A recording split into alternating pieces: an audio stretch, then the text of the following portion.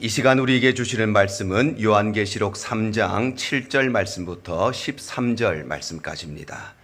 빌라델비아 교회의 사자에게 편지하라. 거룩하고 진실하사 다윗의 열쇠를 가지시니 곧 열면 닫을 사람이 없고 닫으면 열 사람이 없는 그가 이르시되 볼지어다 내가 내 앞에 열린 문을 두었으되 능히 닫을 사람이 없으리라. 내가 내 행위를 아노니 내가 작은 능력을 가지고서도 내 말을 지키며 내 이름을 배반하지 아니하였도다. 보라, 사탄의 회당 곧 자칭 유대인이라 하나 그렇지 아니하고 거짓말하는 자들 중에서 며칠 내게 주어 그들로 와서 내 발 앞에 절하게 하고 내가 너를 사랑하는 줄을 알게 하리라. 내가 나의 인내의 말씀을 지켰은즉 내가 또한 너를 지켜 시험의 때를 면하게 하리니 이는 장차 온 세상에 임하여 땅에 거하는 자들을 시험할 때라. 내가 속히 오리니 내가 가진 것을 굳게 잡아 아무도 내 면류관을 빼앗지 못하게 하라. 이기는 자는 내 하나님 성전의 기둥이 되게 하리니 그가 결코 다시 나가지 아니하리라. 내가 하나님의 이름과 하나님의 성 곧 하늘에서 내 아버지께로부터 내려오는 새 예루살렘의 이름과 나의 새 이름을 그의 위에 기록하리라. 함께 읽습니다. 귀 있는 자는 성령이 교회들에게 하시는 말씀을 들을지어다. 아멘. 10월의 첫째 주 예배 자리에 오신 우리 모든 성도님들 주님 이름으로 환영하고 축복합니다.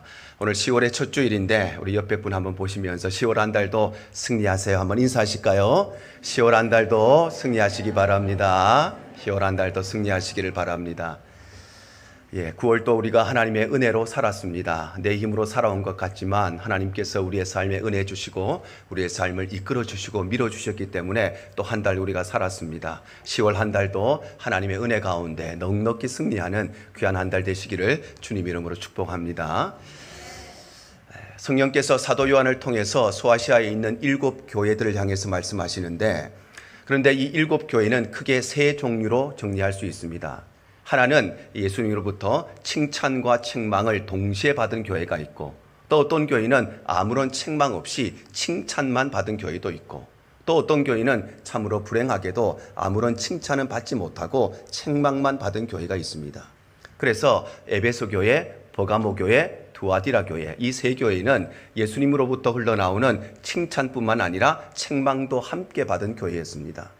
그런가 하면 참 불행하게도 4대 교회 그리고 라오디게 교회, 이 2 교회는 아무런 칭찬을 받지 못하고 그저 책망만 받은 교회였는데, 그런가 하면 아무 책망 받지 않고 예수님께로부터 칭찬만 받은 교회가 있는데, 그것이 바로 서머나 교회와 빌라델비아 교회입니다.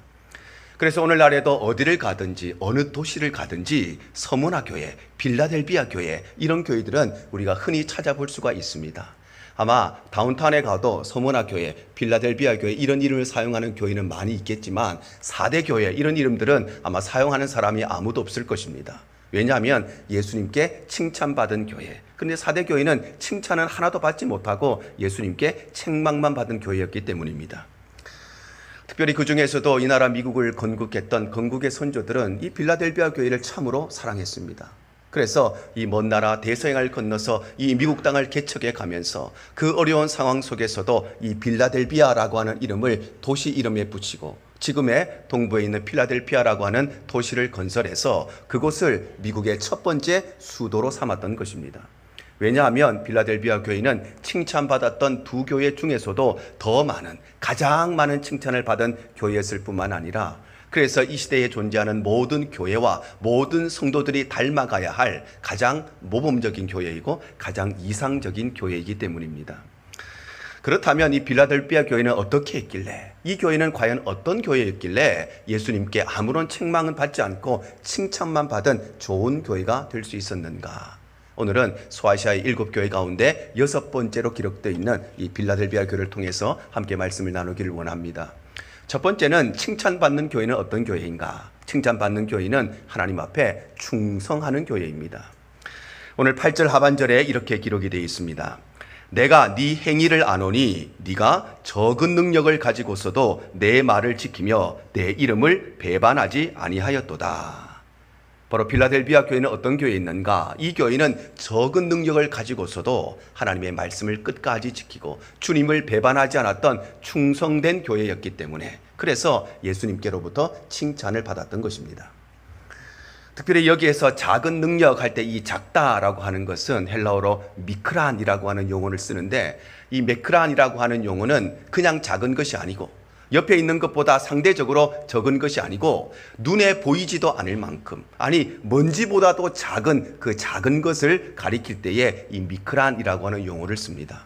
그래서 이 헬라어의 미크란이라고 하는 것이 오늘날 영어의 마이크로라는 말로 파생되어 나온 것입니다. 그러므로 이 빌라델비아 교회가 적은 능력을 가지고 있었다는 것은, 이 교회는 성도들이 예배 드릴 수 있는 건물도 없고 건물 안에 들어와 봤자 아무 시설도 없고 성도들이 오면 서로 교제할 수 있는 그런 공간도 없고 차를 파킹할 수 있는 파킹장도 준비되지 않았던 그런 교회였다는 것입니다.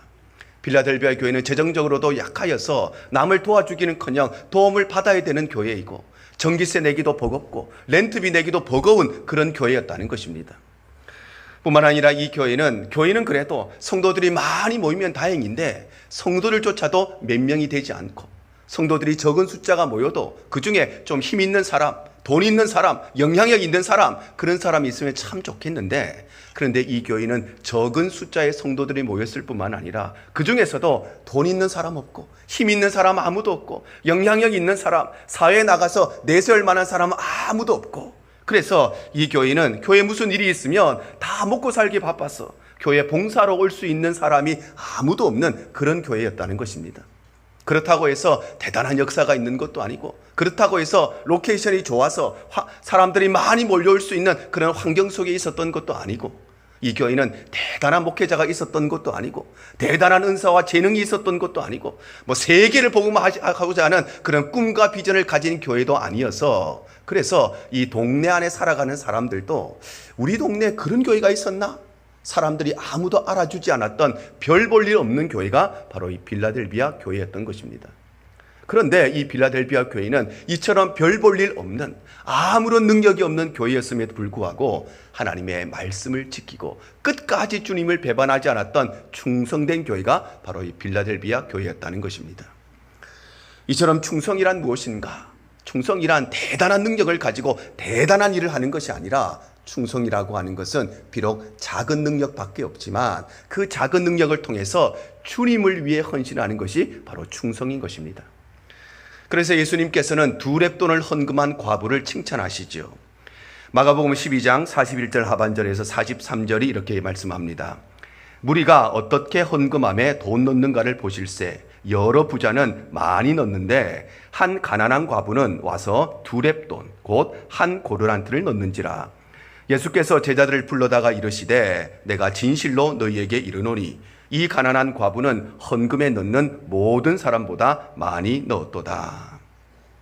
여기 나오는 렙돈이라고 하는 것은 그 당시 노동자들이 받는 하루 품삯의 128분의 1에 해당되는 돈입니다.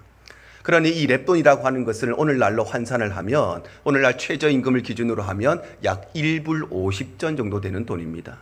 그러니 이 과부가 2렙돈을 헌금했으니까 오늘날로 환산하면 약 3불 정도를 헌금한 것입니다. 그런데 예수님께서는 많은 돈을 헌금한 사람보다 이 2렙돈을 헌금한 이 과부를 칭찬하시면서 더 나아가서는 이 과부가 가장 많은 것을 드렸다고 말씀하시는 것입니다. 왜냐하면 돈이 많은 부자들은 자신들이 가지고 있는 그 많은 재산들 중에 액수로는 많지만 자기 재산 중에 극히 일부분만 하나님께 드렸지만, 그런데 이 과부는 적은 것을 가지고 있었지만 자기가 가지고 있는 모든 것을 하나님께 다 드렸기 때문입니다. 이처럼 충성이라고 하는 것은 무작정 많은 일을 하는 것이 아니라 내가 적은 것을 가지고 있어도 그 적은 것을 통해서 하나님을 위해 헌신하는 것이 바로 성경이 말하는 충성인 것입니다. 또한 충성이라고 하는 것은 나에게 맡겨진 작은 일에도 최선을 다하고 정성을 다하는 것이 바로 충성입니다. 우리가 잘 알고 있는 허준 선생이 우리나라 최고의 명의가 될 수 있었던 것은, 허준 선생은 아주 작은 일, 자기에게 맡겨진 일에 최선을 다하고 정성을 다하는 사람이었기 때문입니다. 어느 날 허준의 스승이 되는 유이태 선생이 자기 수하에서 의술을 배우는 모든 제자들을 불러 모읍니다. 그리고 그들에게 오늘 하루 산에 가서 약초를 캐오라고 지시를 합니다. 그러자 많은 제자들이 스승의 칭찬을 받기 위해서 산으로 달려가서 약초를 캐는데, 많은 사람들에게 나의 능력을 보여주기 위해서 아무 약초나 아무렇게나 많은 양을 캐왔습니다. 그런데 허준 선생은 딱 하나의 약초 뿌리를 캐옵니다. 사람들이 이 허준을 향해서 비난합니다. 저놈은 그렇게 의술을 공부하고 약을 공부했는데 아직까지 이 잡초가 무엇인지 약초가 무엇인지 그것도 구분하지 못하는 어리석은 사람이구나. 저 사람은 스승이 하루 종일 일을 시켰는데도 어디 가서 농땡이 치고 있다가 딱 하나 캐오는 불성실한 사람이구나.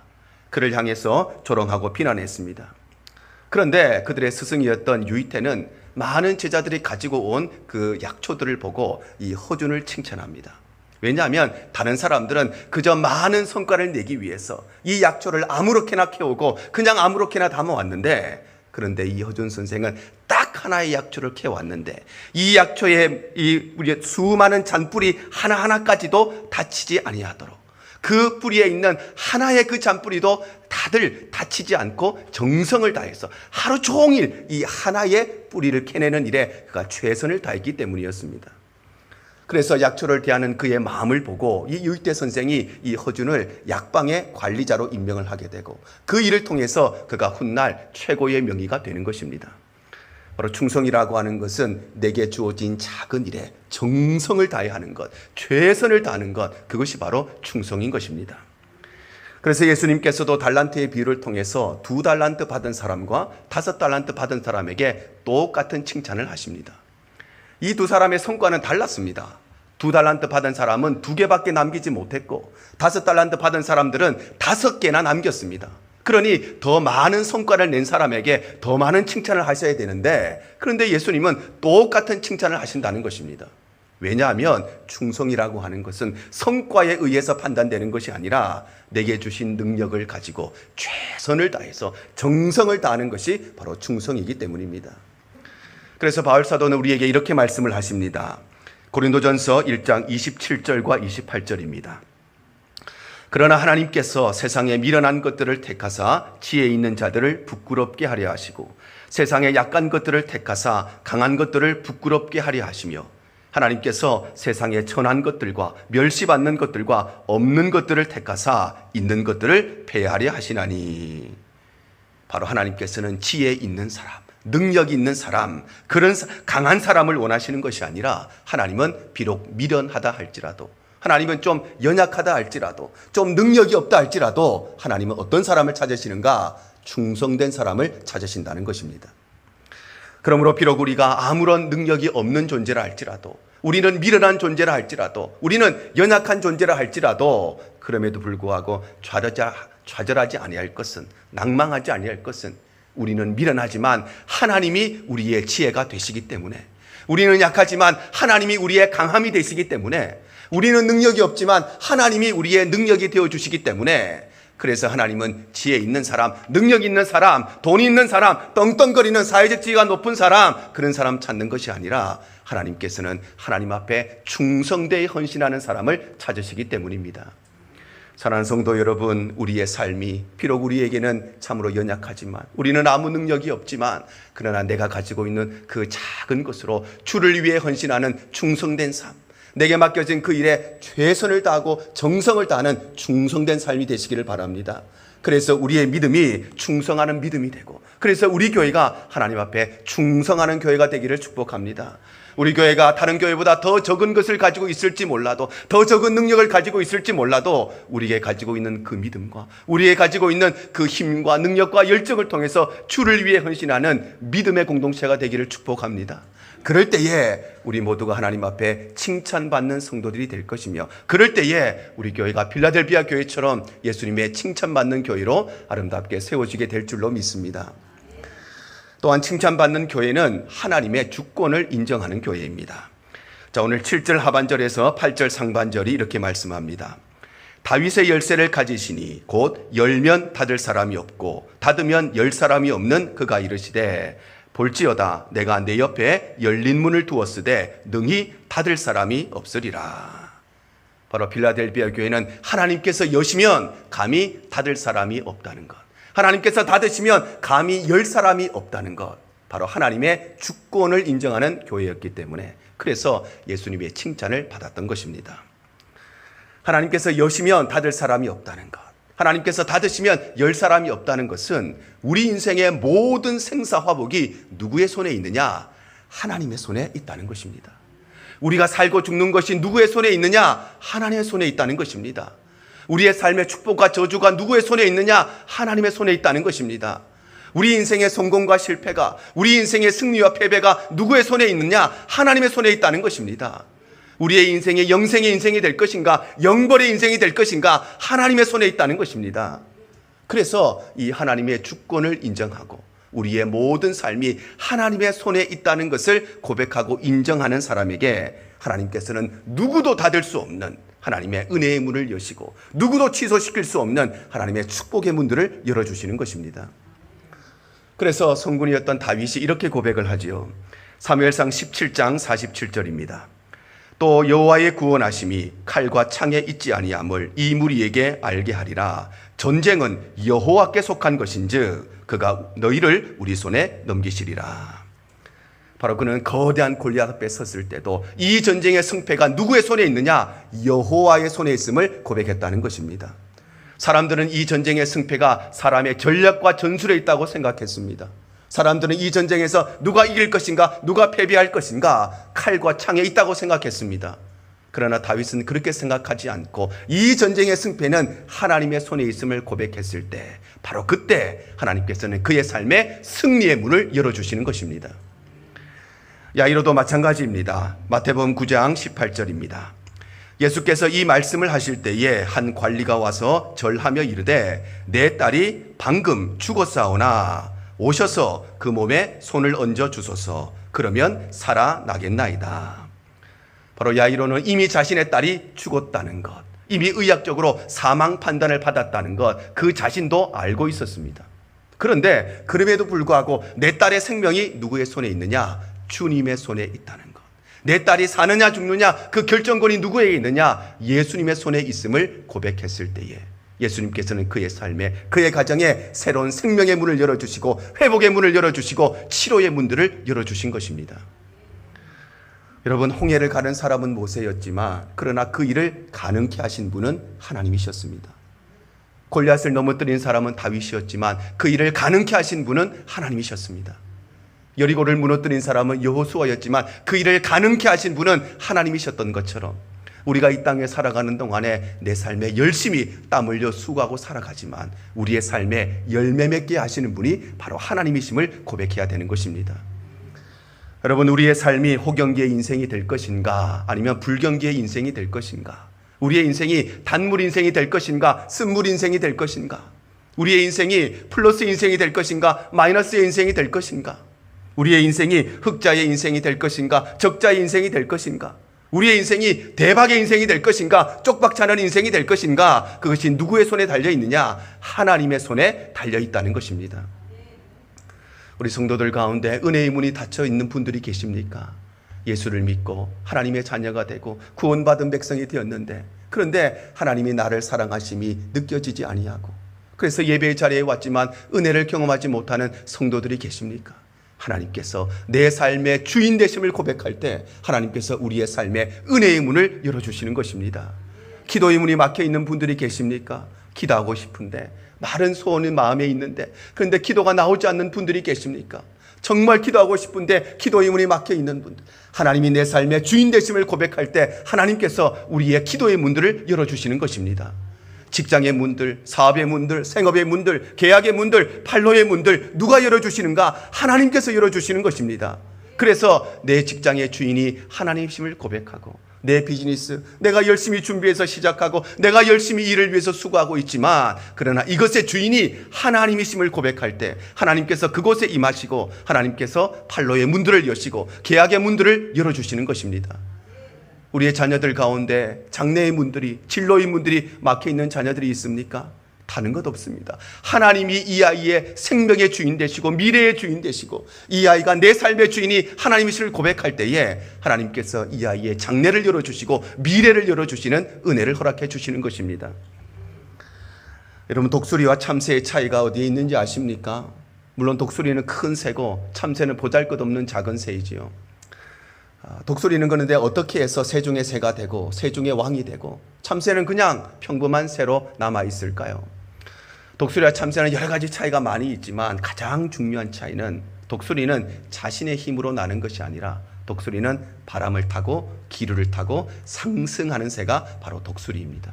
그런데 참새는 어떤 새인가? 참새는 처음부터 끝까지 자기 힘으로만 날아다니는 새가 바로 참새인 것입니다. 그것이 독수리와 참새의 가장 결정적인 차이입니다. 나비와 나방의 차이도 마찬가지입니다. 나비는 어떻게 해서 많은 사람들에게 사랑받는 곤충이 되고 나방은 왜 사람들에게 외면을 받는 곤충이 되는가? 많은 차이들이 있겠지요. 그런데 나비는 어떤 곤충이냐 하면 나비는 태양으로부터 에너지를 공급받는 그런 곤충입니다. 그런데 나방은 자기 내부에서 끊임없이 에너지를 생산해내는 곤충이 바로 나방입니다. 그런데 이와 동일하게 세상은 이 땅 가운데 살아가면서 오직 내 힘으로 살아가고 내 힘으로 에너지를 발생시키지만 우리 성도들의 삶은 하나님께로부터 은혜와 능력을 공급받고 우리 성도들의 삶은 하나님이 주시는 바람을 타고 기류를 타고 내 힘으로 살아가는 것이 아니라 하나님의 은혜의 바람을 타는 것이 우리 성도들의 삶인 것입니다. 우리의 삶을 살아가다 보면 인생이 막힐 때가 얼마나 많이 있습니까? 진로의 문이 막히고 결혼의 문이 막히고 취업의 문들이 문이 막히고 사업이 막히고 건강의 문들이 막히고 사방을 둘러봐도 다 막혀 있을지 몰라도 우리가 기억해야 될 것은 내 인생의 모든 문이 막혀 있다 할지라도 그러나 하늘의 문은 언제나 열려 있다는 사실을 기억해야 되는 것입니다. 그래서 우리의 믿음이 하나님의 주권을 인정하는 믿음이 되고 우리 교회의 믿음이 하나님의 주권, 우리 교회의 주인은 하나님이심을 고백하는 분명한 믿음의 공동체가 되기를 축복합니다. 그럴 때에 우리 모두가 예수님께 칭찬받는 성도가 되고 우리 교회가 예수님의 칭찬을 받는 거룩한 공동체, 믿음의 공동체로 아름답게 세워지게 되는 것입니다. 뿐만 아니라 칭찬받는 공동체는 인내하는 공동체입니다. 자, 오늘 10절 상반절이 이렇게 말씀을 합니다. 네가 나의 인내의 말씀을 지켰은즉, 이렇게 말씀하죠. 바로 빌라델비아 교회는 여러 가지 고난과 환난 중에서도 끝까지 인내하는 교회였기 때문에 그래서 예수님의 칭찬을 받았던 것입니다. 빌라델비아 교회에는 크게 세 가지의 고난이 있었는데 첫 번째는 환경적인 고난이 있었습니다. 빌라델비아는 지난주 말씀 나눴던 이 사대에서 남쪽으로 약 15마일 정도 떨어져 있는 곳에 있는데 특별히 이곳은 지질학적으로 화산대에 위치하고 있어서 그래서 화산 폭발도 많이 일어나고 특별히 지진이 많이 일어났던 데가 바로 이 빌라델비아 지역입니다. 그래서 AD 17년에 소아시아 지역에 아주 큰 지진이 일어나는데 이때 이 지진 때문에 12개의 도시가 폐허가 되는데 이 12개 중에서도 가장 큰 피해를 본 곳이 바로 이 빌라델비아입니다. 그래서 빌라델비아 사는 사람들은 언제 또 화산이 폭발할지, 언제 또 지진이 일어날지, 그래서 언제 내 집이 또 무너지고 그렇게 힘들게 쌓아왔던 내 삶의 모든 것이 무너질지 늘 마음에 불안감을 가지고 살아가는 이 환경의 고난을 가지고 있었던 것이 바로 빌라델비아 교회였습니다. 그런가 하면 두 번째는 로마의 정치적인 박해가 있었습니다. 좀 전에 이야기했듯이 AD 17년에 지진이 일어나는데 가장 큰 피해를 이 빌라델비아가 받았기 때문에 로마의 황제가 어떻게 하느냐 하면은 이 도시가 재건될 때까지 많은 것들을 지원을 해줍니다. 그리고 이 도시가 재건될 때까지 이 빌라델비아 사람들에게, 시민들에게는 세금을 면제해주는, 다른 지역에 역사에 없었던 세금을 면제해주는 아주 큰 혜택을 줍니다. 그래서 빌라델비아 사람들이 그 혜택을 받고 로마 황제를 얼마나 흠모하고 사랑하게 되는지 그때부터 그 누구보다도 로마 황제를 숭배하고 더 적극적으로 황제 숭배에 적극적으로 나선 것이 바로 이 빌라델비아였습니다. 그러니 빌라델비아에 살아가던 이 성도들은 다른 도시들보다 훨씬 더 이 황제 숭배가 강력했던 이 도시에 살면서 더 많은 정치적인 박해를 받아야 했던 것입니다. 그런가 하면 세 번째는 동족이었던 유대인들의 핍박이 있었습니다. 오늘 9절 상반절이 이렇게 말씀하죠. 보라, 사탄의 회당 곧 자칭 유대인이라 하나 그렇지 아니하고 거짓말하는 자들, 이렇게 말씀합니다. 바로 소아시아 지방에 있었던 다른 교회들과 마찬가지로 이 빌라델비아 교회 안에 어떤 사람이 있었느냐? 겉으로 보기에는 유대인의 회당, 유대인의 모임처럼 보이는데, 근데 실제로 그 속에 들어가면 사탄의 회당이 되어서 거짓말을 일삼는 유대인들의 공격과 핍박이 있었다는 것입니다.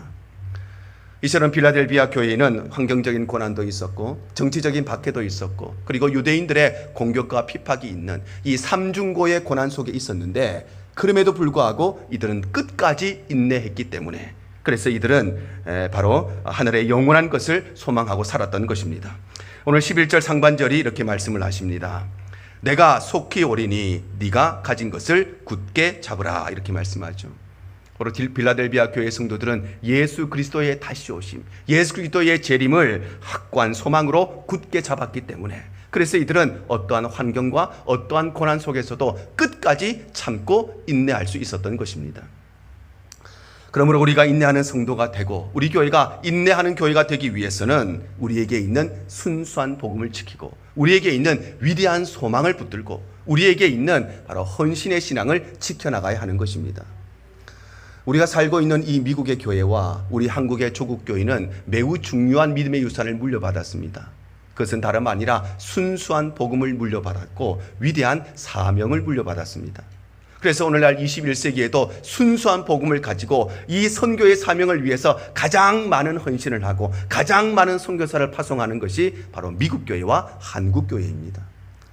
그런데 우리 한국 교회는 미국 교회에서조차 찾아볼 수 없는 특별한 믿음의 유산을 받았습니다. 그것은 다름 아니라 바로 순교의 신앙과 헌신의 신앙을 물려받은 것입니다. 그래서 신사참배를 끝까지 거부하다가 결국에는 순교의 제물이 되었던 주기철 목사님께서 이런 설교를 남기셨습니다. 우리가 주님을 위하여 받는 고난을 피하고자 한다면 이 다음에 무슨 낯으로 주님을 뵙겠습니까? 주님께서 우리에게 너는 내 이름과 평안과 즐거움을 다 받아 누렸으면서 내가 준 유일한 유산인 고난의 십자가는 어찌했느냐고 물으신다면 우리가 무슨 말로 대답해야 하겠습니까? 처음에는 우리가 주님의 십자가를 지지만 그러나 나중에는 주님의 십자가가 우리를 져주기에 우리는 오직 내 주의 십자가만 바라보고 나가야 합니다. 바로 주기철 목사님이 성도들을 향해서 그리고 믿음의 후대들인 우리를 향해서 인내하고 또 인내하라고 말씀하시는데, 이 말씀이 그의 생의 마지막 설교로 역사 가운데 남아 있습니다. 뿐만 아니라 가나안 농군학교의 설립자였던 김용기 장로님도 딱 한 번만 신사참배하라고 하는 이 일본 순사의 집요한 요구 앞에 하나님이 살아계신데 어찌 내가 그리할 수 있겠는가? 그가 고난을 받으면서도 감옥에 갇히면서도 그리고 아픔을 겪으면서도 끝까지 믿음을 지키고 인내했기 때문에 오늘날 우리 한국교회와 우리가 믿음의 아름다운 유산을 물려받게 된 것입니다. 이것이 바로 한국교회가 물려받은 순교의 신앙이고 미국 교회에서도 어느 교회에서도 찾아볼 수 없는 우리와 저와 여러분이 함께 물려받은 이 헌신의 신앙인 것입니다. 그러므로 사랑하는 여러분, 우리의 삶이 순수한 복음을 붙들고 우리의 삶이 선교의 사명을 붙들고 우리의 삶이 우리가 물려받은 이 거룩한 순교의 신앙을 붙드는 삶이 되시기를 바랍니다. 그래서 우리의 삶이 인내하는 믿음이 되고 우리 교회가 어떠한 고난과 어려움 속에서도 끝까지 인내하는 교회 되기를 바랍니다. 그럴 때에 우리의 온 성도들이 예수님의 칭찬을 받고 그럴 때에 우리 교회가 예수님의 칭찬을 받는 거룩한 교회로 세워지고 쓰임받게 되는 것입니다. 이와 같이 칭찬받는 교회는 어떤 교회이며 빌라델비아 교회는 어떤 교회였길래 예수님의 칭찬을 받았는가? 바로 칭찬받는 교회는 하나님 앞에 충성하는 교회이고 칭찬받는 교회는 하나님께서 모든 것의 주인 되심을 고백하는 교회이고 하나님의 교회는 끝까지 인내하는 교회가 바로 칭찬받는 교회가 되는 것입니다.